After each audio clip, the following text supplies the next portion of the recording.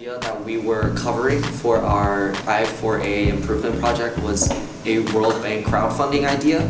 The essence of it was that in addition to the many ways in which the World Bank can already raise funds through government guaranteed loans that are AAA rated, through things called EFOs, which are externally funded outputs, and through trust funds, the idea was that we could also bring in people, the masses, through crowdfunding campaigns where everybody contributes to some cause. How it's actually done wasn't very specific, so we thought that was one of the key points that we could address, was having some sort of demo project where you make it very clear to exactly what country, what cause, what project that the money is going to, right? For example, in the Democratic Republic of Congo, they have a severe infrastructure issue where nothing is really developed. So what we thought we could do is maybe have a specific campaign that raises funds for road improvement in a very specific region in the Democratic Republic of Congo. And in that way, we can address directly what benefits we are bringing to the community, how the government will be involved, what companies will be involved, and sort of the direct impact that the lenders will see.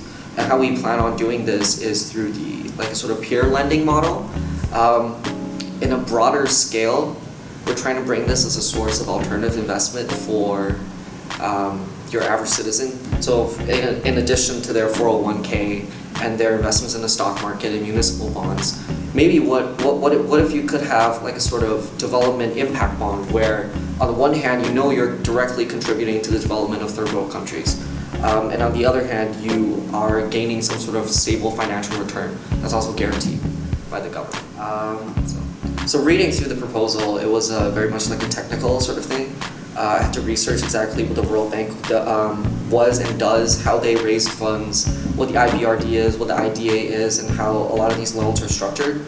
So that was a really technical process, but at the same time, what you realize is that a lot of these things that you hear about very vaguely on the news, like what the World Bank does to help out developing countries, they're actually done in very concrete technical steps that almost anyone with a mindset to it can comprehend and can contribute to. For example, with this, it sounds very distant in the sense that, how can some random person in the United States help them develop roads in the DRC, for example? But the actual implementation, if the World Bank is dedicated to carrying it out, isn't that hard, and sort of explaining the idea isn't very difficult either. So it's shown me that there is actually a lot that an everyday citizen can do to sort of change the world.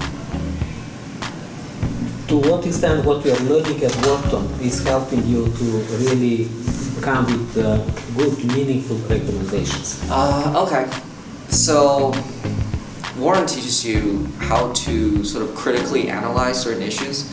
I know, of course, they do that at liberal arts schools as well, but in this case, we have a much more financial bent.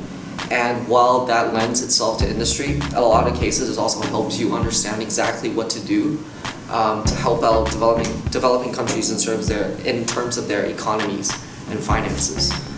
So, for example, without a Wharton education in understanding what bonds are, what step-up callable are, and what fixed rates bonds are, it's really hard to understand exactly how these technical details are actually implemented. So with a Wharton education, it sort of teaches you the exact tools that you would need to actually implement social impact on a larger scale.